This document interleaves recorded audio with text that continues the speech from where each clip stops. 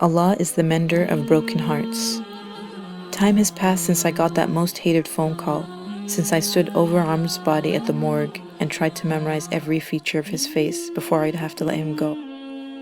People wonder how I was able to hold myself together. They wonder why I haven't collapsed or given up hope in Allah or in the goodness of people.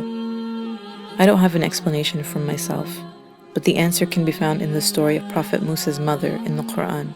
She was instructed to place him in the water if she feared for his life at the hands of Pharaoh's army.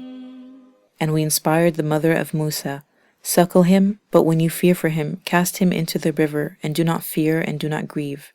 Indeed, we will return him to you and will make him one of the messengers."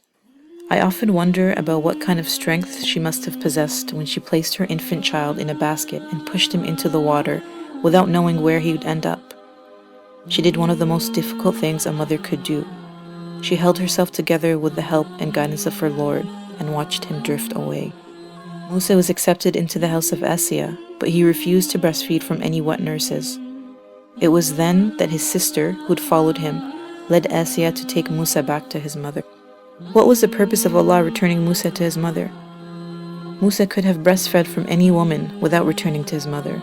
If it were so, he could have still grown up to be the messenger of Allah, his righteousness intact, his journey and story still remarkable. But there was a reason that Musa had to come home to his mother. So we restored him to his mother, that she might be content and not grieve, and that she would know that the promise of Allah is true. But most of the people do not know. Allah returned Musa to his mother simply so that she wouldn't grieve, so that her heart would be at ease, and so that her faith would not waver. Allah cared about this woman. He mended her heart, not so that the course of history could change or some big momentous event could take place. He mended it because He is merciful and loving to the believers. He mended it so that when we read her story, we can know the extent of His love and mercy. That's all, and that is reason enough.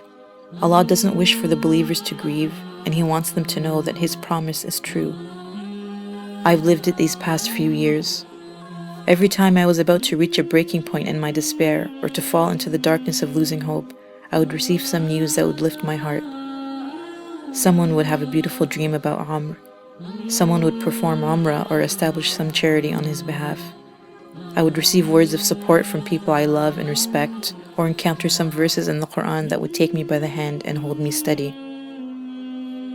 One day, after I had finished the Asr prayer, about 8 months into my widowhood, tears were streaming down my cheeks, my heart was aching, and I didn't know how to rid myself of this immense pain.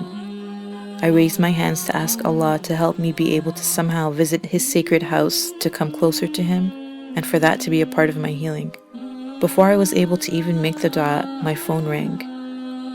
It was Amr's parents calling me to tell me they were just at the Kaaba, making dua for me to be able to visit it. I thought, how strange that this prayer has yet to come from my lips, and Allah has put the same prayer on the lips of people beloved to me in such a blessed place. My heart was lifted so much in that moment that the tears of sadness turned into tears of joy. None of these things are coincidences. None of these things happen because I'm particularly good or worthy. They happen because Allah cares about the hearts of His slaves. I know that He cares about me and about my daughter because I've lived in the realm of this immense mercy these past few years. Every ounce of pain was met with some inexplicable beauty and serenity that no human effort could produce. It was from Him, all of it. If you believe in Allah alone with no partners or intermediaries, and you worship Him alone, and you sacrifice that which you love in order to come closer to Him alone, you will see wonders in your life. Your difficulties will become blessings. Your heartaches will become healing. Your du'as will be answered in ways that you could have never imagined. He doesn't want you to grieve, and He wants you to know that His promise to the believers is true. It's not any more complicated than that. It happened to me, and it's still happening.